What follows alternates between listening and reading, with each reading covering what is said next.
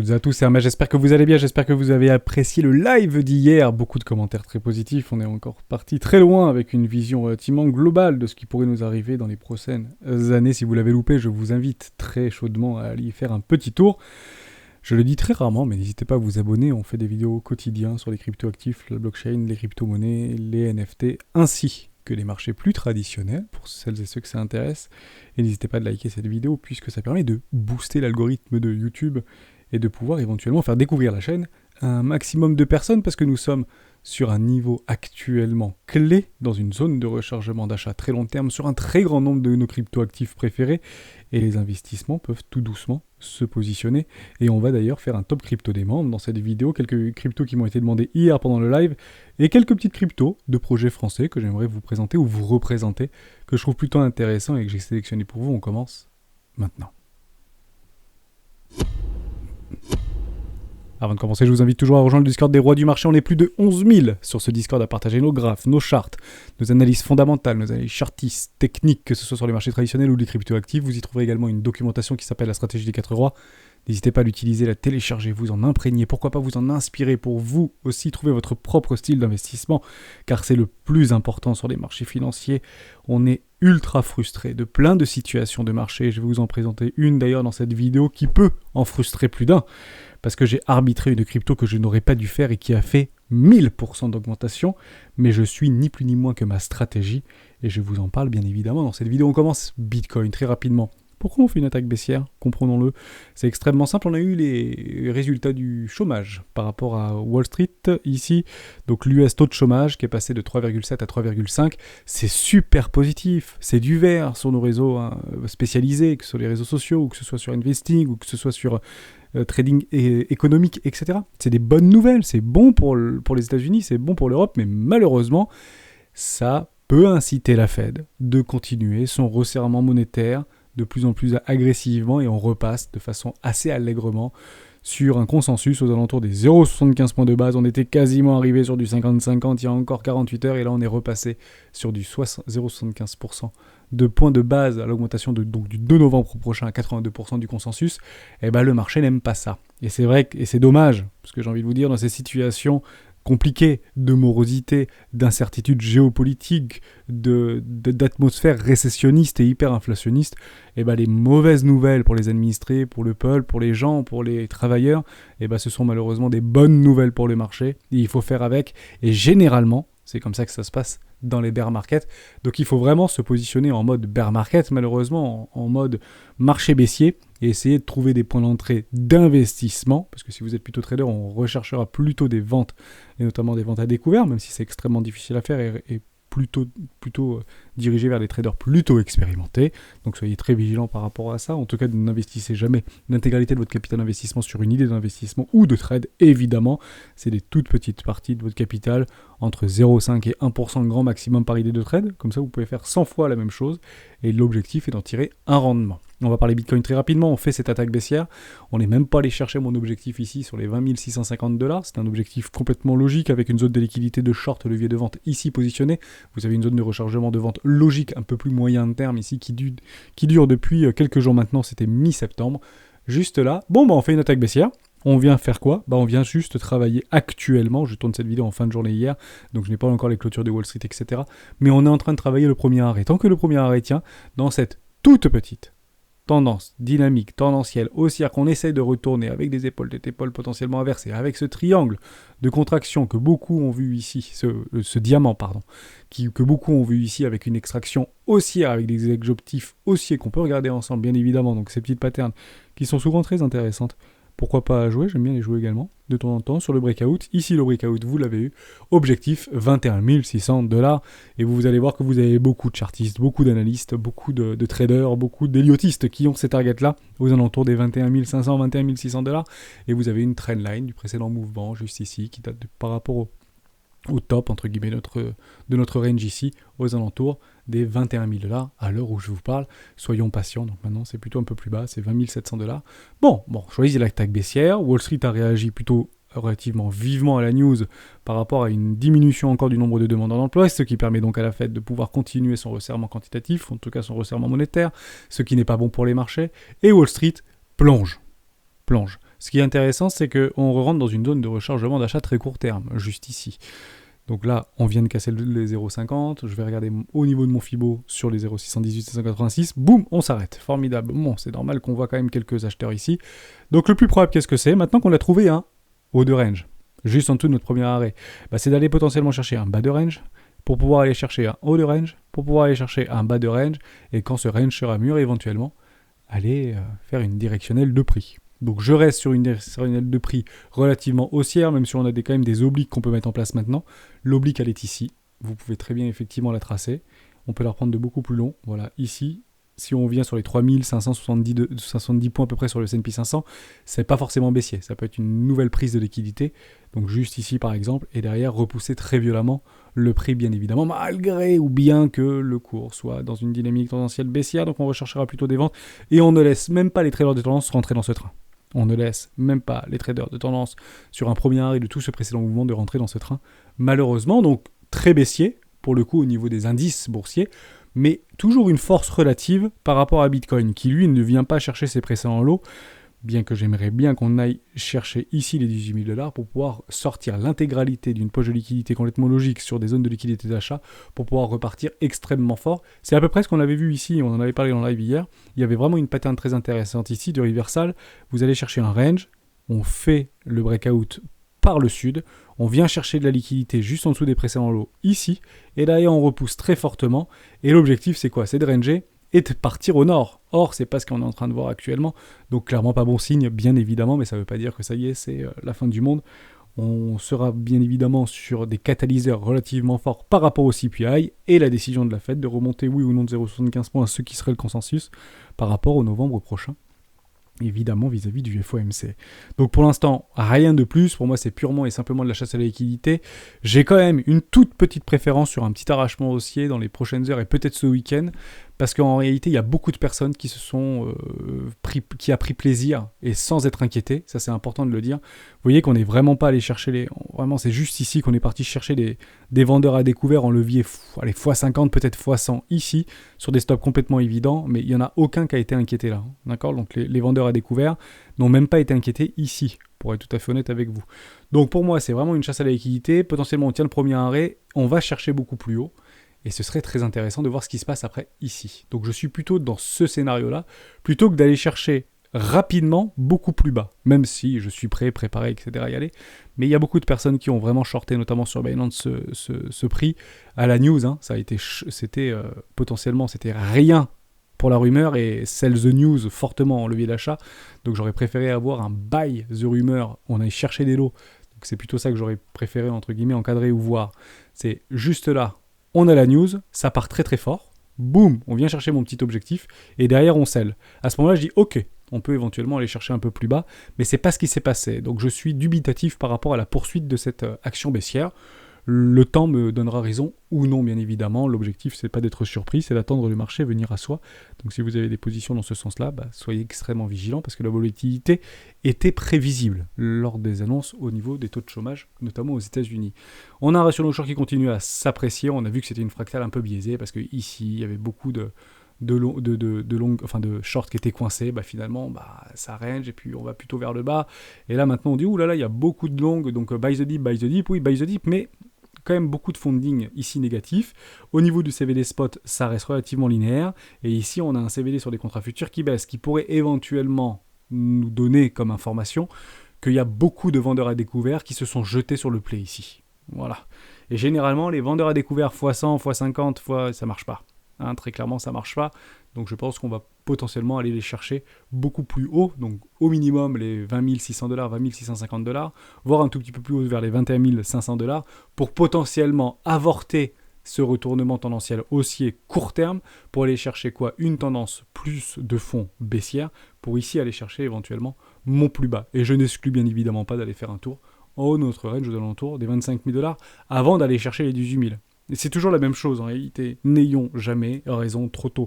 Jouons nos setups, mettons en place des stratégies, mais n'ayons jamais raison trop tôt, parce que sinon on change d'avis toutes les 10 secondes et c'est pas très très bon pour le portefeuille. Soyez-en sûrs. Voilà, j'ai fait à peu près le tour de tout ce que je voulais vous dire, en tout cas graphiquement. Ethereum, c'est extrêmement similaire à ce qu'on est en train d'observer. Mauvaise nouvelle par rapport à Celsius. Le calvaire des clients continue, ça a été partagé dans le Discord tout au long de la journée, on en a beaucoup discuté, possession de crypto-monnaie révélée, ça c'est extrêmement grave. Alors oui, c'est très grave pour les utilisateurs, alors je vous explique.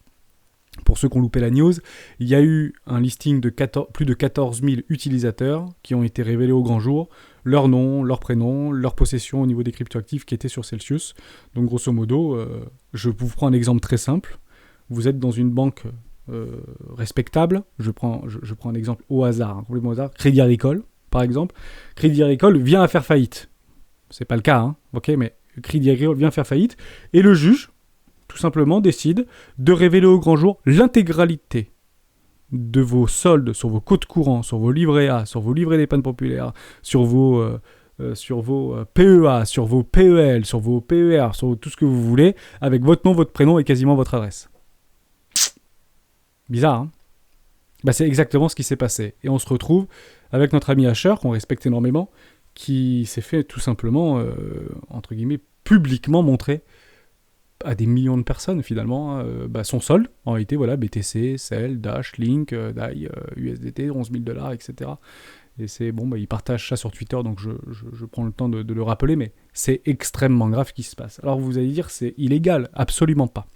C'est pas du tout illégal. En réalité, il n'y a aucun agrément bancaire par rapport à Celsius ou par rapport à toutes ces plateformes de cryptoactifs, exchange, staking, lending, etc. D'accord? Donc ça reste dans le giron, si vous voulez, des entreprises privées américaines soumises au droit américain. Et il est très courant en réalité, dans le cadre d'une faillite, que toutes les données de cette faillite soient rendues publiques. C'est très fréquent en réalité. Donc il y a des ordonnances qui peuvent potentiellement être demandées, notamment Celsius a demandé que ces informations ne soient pas libérées. Ceci étant dit, on a appris du même coup que les dirigeants de Celsius étaient bien tapés dans la caisse quelques semaines avant le blocage, entre guillemets, des comptes utilisateurs Celsius. On parle de près de 10 millions de dollars. Donc pour le coup, c'est plutôt la prison qui les attend plutôt que la rédemption. Mais ceci étant dit, c'était peut-être pas nécessaire de propulser 14 500 personnes au grand jour, parce que là, on parle de hacheurs, on peut parler d'autres personnes, vous pouvez le voir, hein, tout est entre guillemets visible, mais vous avez peut-être des mecs qui avaient, 500 millions de dollars là-bas, et qui voulaient peut-être rester anonymes. Donc maintenant, on sait que ce bonhomme-là avait 500 millions de dollars sur Celsius, ou 200 millions de dollars sur Celsius. Donc vous imaginez bien, dans le monde dans lequel on vit, qui paye entre guillemets les services de sécurité, ces mecs-là sont pas ministres si vous voulez, hein. Donc c'est très très compliqué. Néanmoins, ça reste entre guillemets dans le, si vous voulez, tant qu'on n'est pas réglementé, tant qu'on n'est pas sécurisé par les pouvoirs publics, tant qu'il n'y a pas tant qu'on n'est pas légiféré d'un point de vue européen ou d'un point de vue américain, ce type de choses sera courant, si vous voulez. On est livré tout seul à nous-mêmes. On est seul face à nos démons, si vous voulez.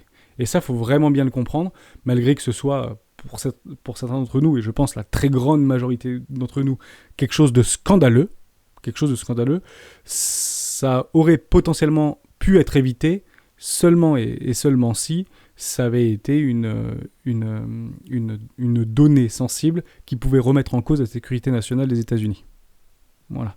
Exemple, Lehman Brothers. Est-ce que vous avez vu lors de la faillite de Lehman Brothers l'intégralité des comptes, l'intégralité des soldes bancaires, l'intégralité des utilisateurs ou des clients de Lehman Brothers être mis en grand public? Non, parce que c'était clairement de la sécurité nationale et c'est légiféré par le droit bancaire aux États-Unis comme en Europe. On est très protégé par rapport à ce qu'on appelle le droit bancaire. Pour ceux que ça intéresse, vous pouvez aller voir. Il n'existe pas de droit crypto.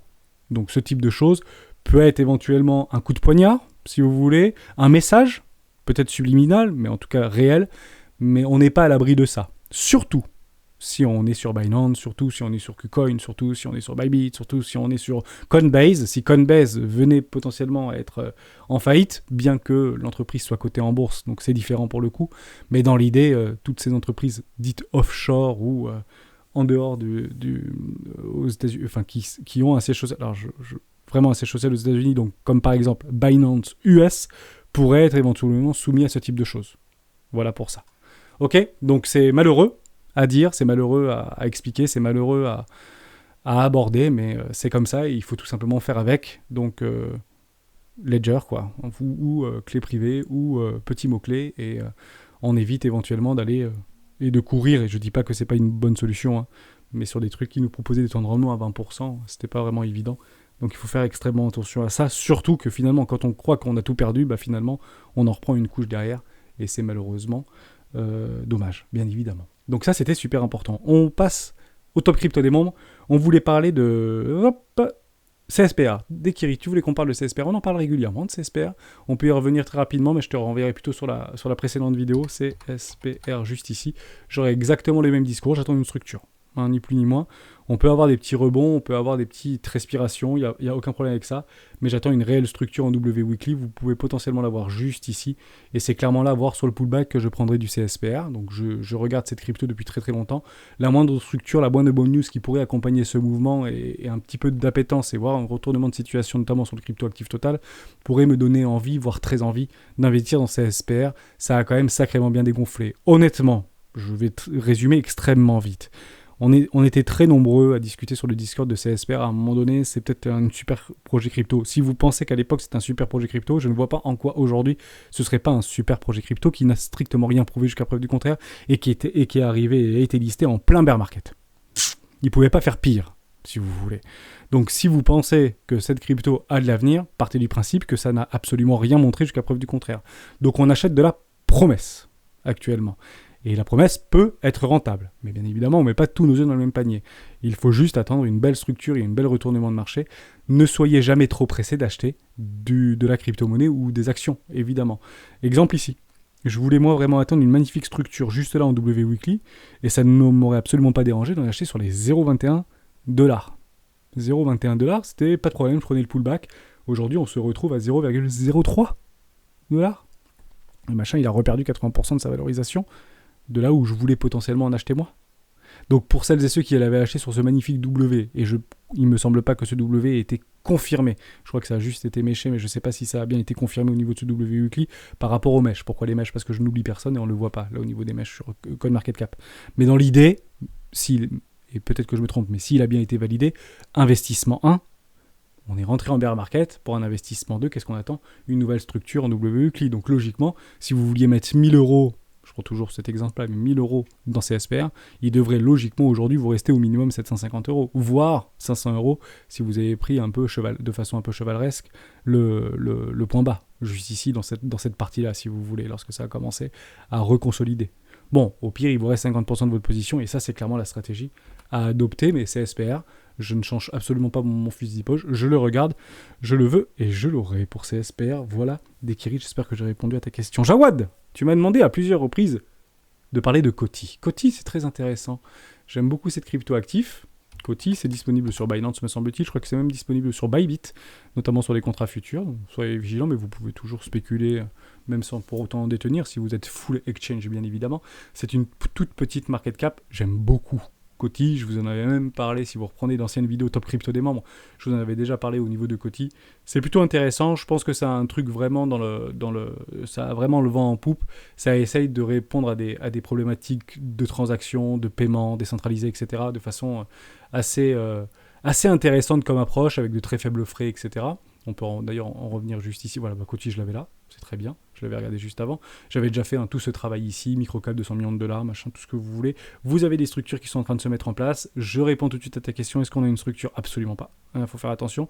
Ceci étant dit, vous en avez une ici, de W Weekly.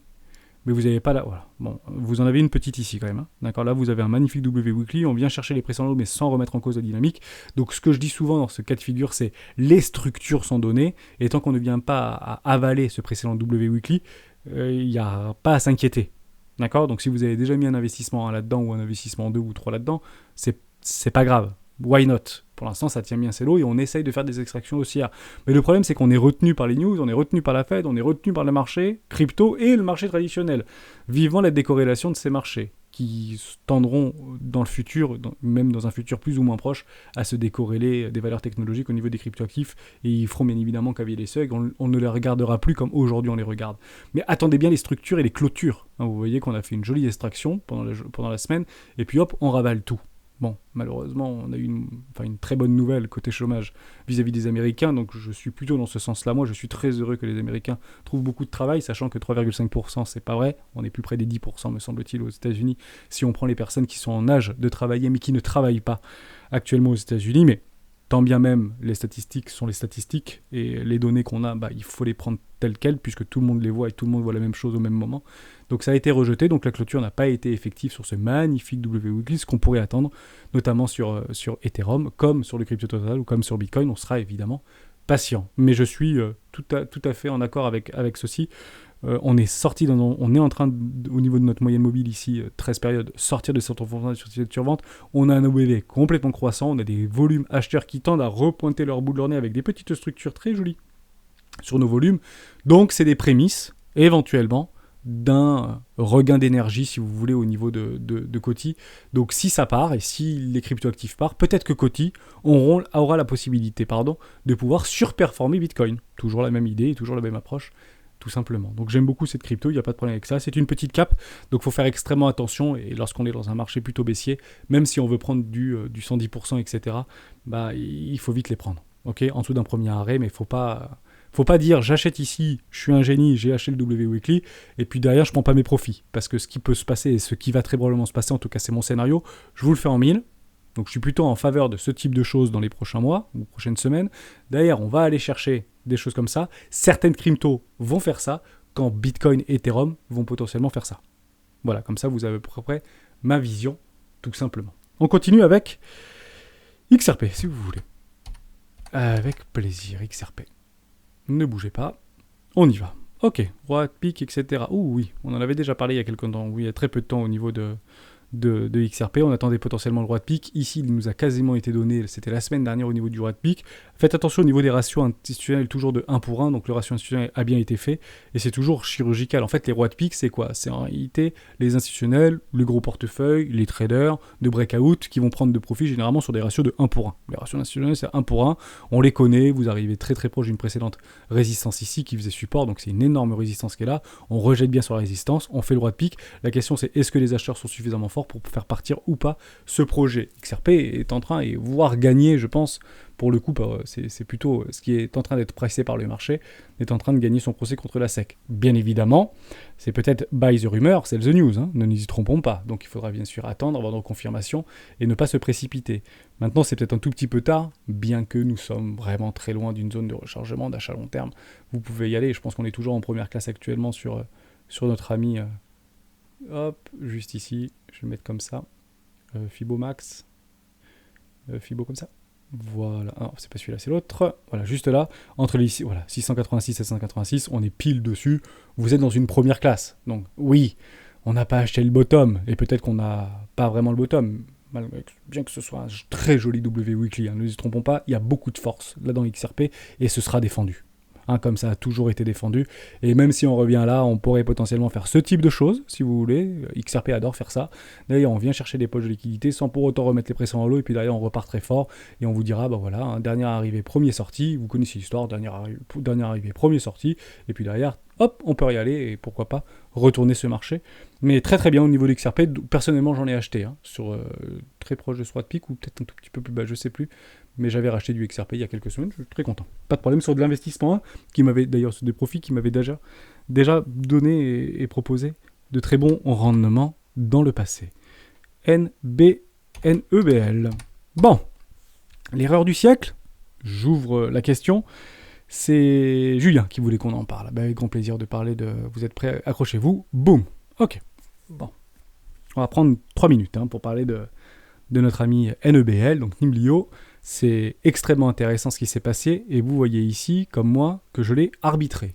Je vous mens pas, je l'avais déjà annoncé dans une précédente vidéo il y a très longtemps, lorsqu'on avait cassé les pressions en lot, je l'ai arbitré, notamment contre du Solana, qui Solana avait bien transpercé aussi ses pressions en lot. Je me suis dit, bon, quitte à prendre une crypto, je préfère prendre du Solana et puis arrêter, entre guillemets, d'être dans la perte, puisque ce ne sont que des profits que j'ai arbitrés, parce que j'en avais déjà acheté en 2020-2021 au niveau de Nimblio. Bon, c'est quand même sexy, l'histoire, c'est quand même sympa. On va le prendre comme ça, pardon, c'est pas ça que je voulais faire, voilà, automatique.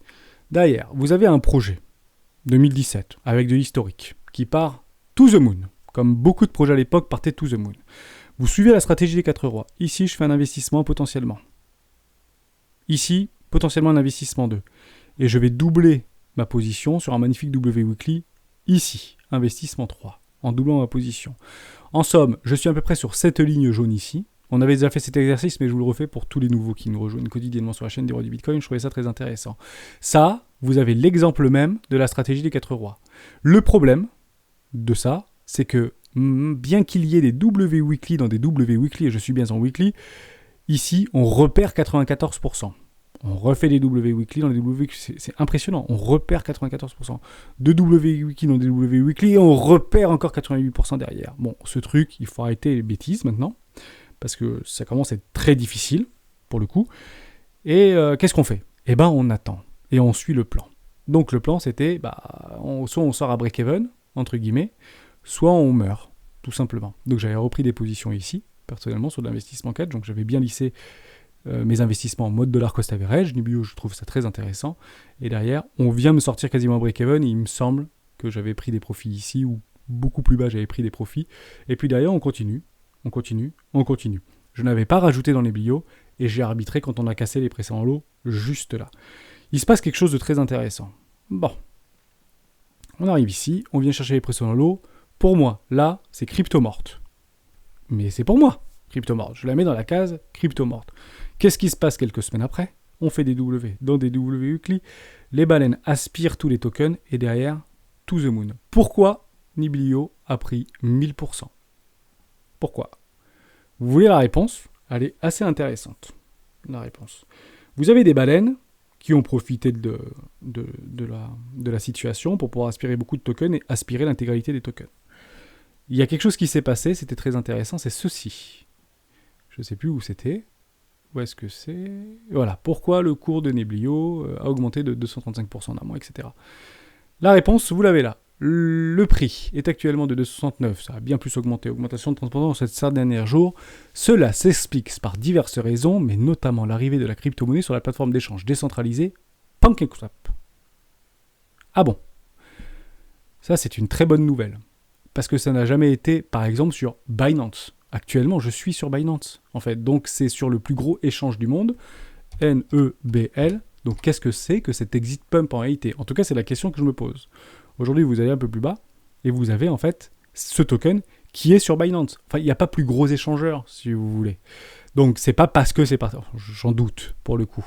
Mais c'était en tout cas l'occasion rêvée pour faire ce qu'on appelle les exit pumps. Donc, malheureusement... Je ne vais pas être gentil avec celles et ceux qui sont dans les bio, et puis je vais peut-être me faire insulter, mais ceci pour moi est ni plus ni moins qu'un exit pump, et ce truc va mourir, très probablement. Sauf s'il y a des vraies news fondamentales et qu'il y a des grosses boîtes qui travaillent derrière, etc. C'est typique d'un exit pump. Pourquoi ? Parce que lors d'un nouveau cycle haussier, comme vous le voyez ici, d'ailleurs de mémoire je crois que j'ai perdu de l'argent là-dessus, mais dans un cycle haussier, comme ici, ça n'est pas venu chercher ses précédents sommets par rapport à tout le bull run de 2021. Or, beaucoup de cryptos, notamment comme Zilliqa, ont réussi à retrouver leur précédent sommet par rapport à tout leur cycle de 2017, sur des historiques qu'il y avait. Donc ceci pour moi, je vais être peut-être un petit peu brutal, mais ceci est l'exit pump orchestré par des whales mal intentionnés pour éventuellement faire FOMO pas mal de petits porteurs qui disent c'est Nibio qu'il faut aller, on va très probablement se retrouver dans une zone de rechargement de vente logique. Alors, c'est toujours pareil, hein. Ne shortez pas bien évidemment ça, il faut surtout pas shorter ça, c'est pas du Terra Luna, c'est pas tout ça, c'est plutôt haussier, donc ce qui est haussier, l'objectif c'est la hausse, et toujours plus de hausse bien évidemment, mais pour moi c'est caractérisé d'un exit pump. On sort littéralement, et c'est pas des petits portefeuilles qui poussent ça, bien que ce soit une toute petite cap, Niblio, donc vous divisez par 10 en réalité, par rapport à ce que c'était. Donc là on voit 54 millions de market cap, sur un truc à 2,79, partez du principe que c'était 5 millions, puisque ce machin fait x10. Donc partez du principe que s'il y a quelques millionnaires, voire centaines de millionnaires, multimillionnaires, qui souhaitent faire bust ce truc sur un coup d'éclat ou un coup d'exit pump, ce n'est pas réglementé. Les crypto-monnaies ne sont pas légiférées. Donc c'est très courant, en réalité. Voilà. Donc je préfère vous dire ça, plutôt que vous dire il faut y aller parce que c'est to the moon. Non, je n'y vais pas, je n'y retournerai pas. Tout simplement. Après, éventuellement, je peux changer d'avis, mais ça va prendre du temps pour changer d'avis. Vraiment des trucs comme ça, puis des trucs comme ça, puis des trucs comme ça, et je pense que j'aurai la tête sur plein d'autres projets bien plus intéressants. Comme quoi. Donc n'y allez pas. Voilà, Julien, si tu n'es pas dans les Niblio, si tu n'as pas prêté 110%, sauf si tu as beaucoup de génie, mais pars du principe que vous n'êtes pas nombreux, hein. Julien, dans ton cas, si tu as réussi à acheter ça, parce que personne ne voulait l'acheter, c'est bien pour ça que ce type de choses peut arriver, c'est qu'à un moment donné, plus personne, en fait, ne veut en acheter. Plus personne. Et c'est mort. Voilà. Terra Luna, pourquoi ça a fait un pub de 500%? Parce que tout le monde disait que c'était mort. À la différence que Terra Luna était dans la lumière. Lui n'est pas dans la lumière. C'est encore mieux et encore plus facile de le faire pomper. Tout simplement. Donc maintenant, qu'est-ce qui va se passer? Soit ça continue à pumper, si les gens shortent massivement sur Binance, sur les contrats futurs où ça va dériver ce truc-là, ça peut très bien continuer très longtemps. Hein. Bien plus que la majorité peut rester solvable. Bien évidemment, donc laissez faire ce cours, mais j'oublie complètement cette crypto-actif. Je l'ai arbitré. Et c'est une décision. Est-ce que je suis frustré ou pas d'avoir pris une autre crypto-actif qui n'a pas du tout performé jusqu'à preuve du contraire? Non, mais c'est en réalité, d'un point de vue probabilité, les cryptos que vous arbitrez ont un potentiel moyen-long terme beaucoup plus palpable que ce type de projet ici. Voilà, tout simplement. Après, ça peut être des coups de fusil, mais c'est rare. Donc sur 100 cryptos, regardez si vous êtes nombreux à avoir pas mal de cryptos actifs en portefeuille, regardez le nombre de cryptos qui font ce genre de choses. Et peut-être que vous avez 50 cryptos, 70 cryptos, ou je sais pas. D'accord ? C'est relativement rare, en réalité. Voilà pour ça. Surtout qu'il n'y a pas foncièrement de news fondamentales qui accompagnent ce prix, évidemment. Mais je peux me tromper, et ça peut partir très fort, il n'y a pas de problème avec ça. Ça peut être complètement déraisonnable pendant très très longtemps, et il y aura probablement des bonnes news et du fondamental derrière qui pourront bien évidemment être expliqués de façon extrêmement rapide. On parle de quelques petits projets crypto, on y va avec UOS. UOS, c'est intéressant. UOS, c'est pas encore sur Binance, c'est pas sur des gros exchanges, c'est sur Bittrex, semble-t-il, c'est aussi sur PancakeSwap, vous pouvez le swapper, évidemment. C'est un projet français qui avait été lancé en fait à l'époque 50 millions de dollars au niveau de la market cap. Aujourd'hui, c'est un peu plus, c'est plus près des 350 millions, mais c'est monté à plusieurs milliards. C'est un projet français qui veut réunir en fait une plateforme de jeux vidéo. Je mets toujours des disclaimers là-dessus, je mets toujours des alertes. Si vous voulez pour moi Ultra, UOS, top projet, crypto gaming, il n'y a pas de problème. C'est clairement un projet que je regardais depuis quelques temps maintenant. Pas de souci avec ça, offrant de nouvelles solutions aux développeurs et aux joueurs et tout ce que vous voulez. Moi, ça me fait penser, si vous voulez, ça c'est plutôt Web.3, on peut l'imaginer comme ça, à Stadia. Stadia, c'est plutôt Web.2. Hein, c'est un peu le truc. Enfin, à l'époque, Stadia, pour ceux qui s'en souviennent, c'était vous étiez en train de regarder un streamer sur YouTube et vous pouvez en fait rejoindre sa partie. C'est comme ça que ça nous a été vendu à l'époque. Bon, finalement, c'était juste un Amazon Prime du jeu vidéo avec des jeux qui n'étaient pas du tout exclusifs et malheureusement des vieux jeux qui ont dû coûter très cher à Stadia et qui malheureusement n'ont pas du tout fait performer le truc. Pas d'exclusivité, pas de nouveauté, pas de machin, manque de partenariat. Bah oui, le monde du jeu vidéo est un monde impitoyable. Vous pouvez avoir des centaines de milliards de dollars à investir là-dedans. Bah malheureusement, si on veut pas de vous, on veut pas de vous. Tout simplement, il faut se faire une place et vous pouvez être multimilliardaire si on veut pas de vous et si vous n'arrivez pas à créer la hype autour de votre projet, malheureusement ça ne fonctionne pas. Ceci étant dit, Grand Prince, côté Google, toutes celles et ceux qui avaient du Google Stadia, manette, jeu, etc. seront remboursés rubis sur l'ongle par la holding de Google, donc c'est plutôt de bon augure. Donc ça me fait penser un peu à ça. Si vous voulez, Ultra, je le compare un peu à ça. Dès lors, je vais mettre entre guillemets un petit astérix. Je vais y retourner dessus.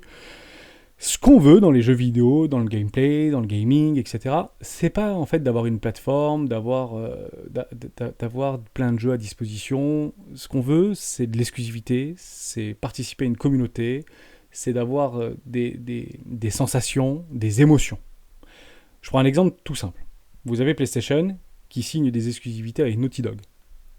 Naughty Dog sort Uncharted, Naughty Dog Last of Us, des jeux narratifs qui procurent d'énormes émotions et qui vont extrêmement loin dans le développement, etc., dans les graphismes et tout ce que vous voulez. Vous avez Xbox qui sort aussi de très grosses franchises, qui rachète énormément de studios actuellement, et sans ça, ils comprenaient bien qu'ils n'allaient pas y arriver. PlayStation prenait beaucoup trop d'avance. Ce que je préfère moi aujourd'hui, dans des petits projets early, etc., parce que c'est pas très capitalisé. On en parle beaucoup UOS parce que c'est français et ils sont à Paris et ça fait beaucoup parler. C'est normal parce qu'on est en France, mais aux États-Unis ça fait un peu moins parler si vous voulez. Je préfère aller chercher des petits projets, des projets gamers, des projets gaming, des projets play and earn, play to earn, etc., qu'on peut avoir, français évidemment. Et je parle ici, par exemple, de Cross the Edges. Ça, c'est un super projet qui pourrait arriver. Alors, c'est le CTA, vous ne l'avez pas encore, Cross the Edges, je ne sais pas si je vous avais mis un truc là-dedans. Voilà, Turnoa et Cross the Edges, la nouvelle ère du NFT utilitaire, donc NFT, des tokens de gouvernance, des tokens utilitaires, etc. Donc un grand truc, Turnoa aussi, c'est un projet français, on en parlera, vous voulez qu'on en parle, évidemment qu'on va en parler, il n'y a aucun problème avec ça, pour Turnoa, c'est Sandro qui voulait qu'on en parle. Toujours Turnoa, pareil, projet français, ça peut être très bien pour pouvoir échanger des NFT, une plateforme pour pouvoir partager des NFT, je trouve ça très très intéressant. Mais ce que je recherche et ce que vous devez aussi peut-être chercher, au-delà d'avoir du grand marketing sur des grosses plateformes comme Ultra, qui peut surperformer, il n'y a pas de doute avec ça. Mais moi je suis plutôt dans les coups de fusil avec si je veux chercher des petites capitalisations, qui ne sont pas forcément listées sur des gros exchanges, mais ce type de truc, comme Cross the Edges, peut en fait exploser à travers le monde et outrepasser les frontières. C'est ça qu'il faut regarder. C'est pas un truc qu'il faut, c'est marrant, en France, c'est super, on va peut-être éventuellement pouvoir faire des trucs avec les copains. Non, ce qu'on veut, c'est qu'un projet français, ou autre, mais en fait soit transfrontalier, sorte de nos frontières, et touche pas des millions de personnes, mais des milliards de personnes. Et ça peut être éventuellement un coup qui est en train de se passer avec Cross the Edges. Il y a beaucoup de vidéos, Asher en parle énormément sur sa chaîne. C'est exactement le même concept au niveau des levées de fonds, etc. que notre ami Ultra. Ultra avait un tokenomie, c'est une market cap de 50 millions de dollars. Je le rappelle, je le rappelle. Voilà, c'est ça, vous avez pris ça, Cross the Edges, c'est un espèce de jeu de cartes. Mais il y a une vraie histoire derrière, il y a une vraie hype, ils ont dépassé les 100 000 personnes sur... Bon, il gère bien le marketing, enfin c'est un passionné de jeux vidéo, vous avez pas mal de vidéos à ce sujet-là. Donc il faut regarder ce type de projet, et il faut éventuellement essayer de le sniper. Et comment on le snipe, vous reprenez exactement la même chose, en tout cas je vous donne mon approche. Vous allez sur notre ami Ultra, UOS, juste ici. Donc c'était à peu près les mêmes cas de figure, ils avaient levé à l'époque 5 millions, Cross the Edges a levé, alors c'est pas du tout c'est pas la même chose, puisque là on parle d'une plateforme pour Ultra, et on parle plutôt d'un jeu Play and Earn, NFT, côté... mais dans l'idée, c'est la même dynamique, si vous voulez. Chartistiquement parlant ou graphiquement parlant, c'est la même chose. Donc c'est pareil, on est sur une capitalisation actuellement sur le CTA pre-sales. Donc ils ont fait une levée de fonds de 12 millions sur un tokenomics de 1 milliard, me semble-t-il, donc, ou 100 millions, ça fait grosso modo 50 millions de market cap. Et UOS a été listé, ou en tout cas, pre-sales et public sales, c'est 50 millions de dollars également de market cap. Mais regardez ce qui s'est passé. Et c'est vrai, pour le coup. Vous levez le truc, il sort entre guillemets à 0,04. Derrière, ça s'effondre. Les fameux moins 50% de base. Donc même si c'est le meilleur projet du monde, vous attendez le moins 50%. C'est toujours les soldes sur les cryptoactifs. Même dans un marché rangy, voire haussier. Et puis derrière, vous allez chercher. Et on revient jamais après. On revient faire le pullback juste là. Et puis on n'y retourne jamais. Et puis derrière, hop, il peut partir comme un grand. Tout seul. Deuxième entrée ici sur un retracement de 0,618. Et vous pouvez aller chercher les sommets derrière. Et clairement, c'est ce qui pourrait potentiellement se passer sur un jeu comme Cross the Edges ou comme d'autres. Je dis pas du tout le contraire, mais c'est juste celui que je regarde actuellement, donc je préfère vous en parler. Même si je n'y suis pas, que je suis pas à la pre-sale, je n'achète jamais des pre-sales. J'attends juste que ce soit listé, que ça perde 50% minimum et que la hype continue à alimenter le jeu. Ça, c'est super important. Le plus important sur un jeu Play and Earn, ou Play to Earn, ou Play and Move, c'est la hype qu'il y a sur le projet. Plus il y a de la hype, plus ça pump. C'est la notoriété du truc. Bon, derrière, on se retrouve là-dedans sur Ultra. Ça ne veut pas dire que c'est pas intéressant. Vous pouvez bien sûr commencer à vous positionner si vous croyez au potentiel du projet. Là, on n'est plus dans « est-ce que ce projet va marcher ?» Là, on n'est plus là-dedans. Là, on est « est-ce que ce truc a de l'avenir sur les 5 ou 6 prochaines années ?» La question, est-ce que oui ou non, ça va aller au-delà en cas de rebond aussi, retournement de tendance aussi, avec tout ce que vous voulez. Il y a déjà des structures en WWI qui se mettent en place sur EOS. Soit ça va rester sur le premier arrêt, soit ça va transpercer, aller dans une zone de rechargement de vente logique long terme de $, voire bien plus haut, 5, 10, $20. Pas de limite sur les cryptoactifs. On est au début de rien du tout. Je trouvais ça vraiment intéressant de vous parler de ça. Et on finit par Caps, Turnoa. Turnoa, un peu la même chose, si vous voulez, au niveau des NFT, donc petite plateforme, projet français. Parler du Caps, il n'y a pas de problème. Hop, juste là. Ça a bien dégommé, il me semble. Oui. Donc, tout petit projet. Est-ce qu'ils ne se connaissent pas? Parce que bon, comme ils font vraiment partenariat avec Cross the Edges et eux, ils ont levé auprès d'Ubisoft et ils ont fait plein de levées de fonds dans ce sens-là pour aller chercher des capitaux. Ces tout petits projets au niveau de Cap, ça a bien décroché. Alors, il faut le rappeler, l'univers des NFT a perdu 99% de sa valorisation en 2022. Donc ça, c'est très important de le signaler et de le rappeler. Donc, est-ce que ça veut dire que ce truc est mort? Non, c'est arrivé quasiment en plein bull run, quoi. Le machin, il est arrivé en juin 2006, en juin 2021, pardon. Bon, derrière, il est arrivé en plein bear market, enfin bull run bear market après derrière, donc il n'a pas réussi à prouver entre guillemets toute sa potentialité. Mais si vous voyez encore des gens qui travaillent derrière, Terranova, etc., oui, vous pouvez bien évidemment y aller, mais c'est pas listé sur des gros exchanges, c'est sur tout petits exchanges, me semble-t-il, ça. Voilà, Getio, Uniswap, etc. Donc c'est pas encore sur nos amis... Ah, Bybit, intéressant. Son contrat futur. Ok, Bybit, c'est disponible sur Bybit au niveau de Cap Terranova, c'est bien, très bien. Mais vous pouvez aller, attendez vraiment des vraies structures de retournement, etc. et du listage sur des très grosses plateformes, Coinbase par exemple, Binance, franchement c'est les deux Bybit, c'est très bien, je savais pas qu'ils étaient sur Bybit, mais c'est une excellente nouvelle. Côté Terranova, si vous pensez qu'il y a de l'avenir dans ce projet, qui permet de centraliser. Et en plus, il y a beaucoup d'utilisateurs, me semble-t-il, sur Terranova au niveau de la construction des nefs. Voilà, ils mettent en plein écran, etc. Bon, CrossDJ sera peut-être le sauveur de Terranova par rapport à leur partenariat. En tout cas, ils travaillent main dans la main ensemble. Donc, soyez vigilants par rapport à ça. Regardez bien au niveau des fondamentaux. Ça bosse bien. Il n'y a pas de problème avec ça. Mais est-ce que ça veut dire oui ou non que ça fera demain des sommets ? La réponse est potentiellement oui, si c'est transfrontalier, si ça s'ouvre complètement de l'univers d'une zone géographique francophone, tout simplement. Il faut vraiment que ça sorte des frontières. J'espère que je vous ai aidé, j'espère que je vous ai apporté des nouvelles choses, et je vous souhaite un excellent week-end, et on se retrouve lundi dans une vidéo d'actualité des rois du Bitcoin. Ciao.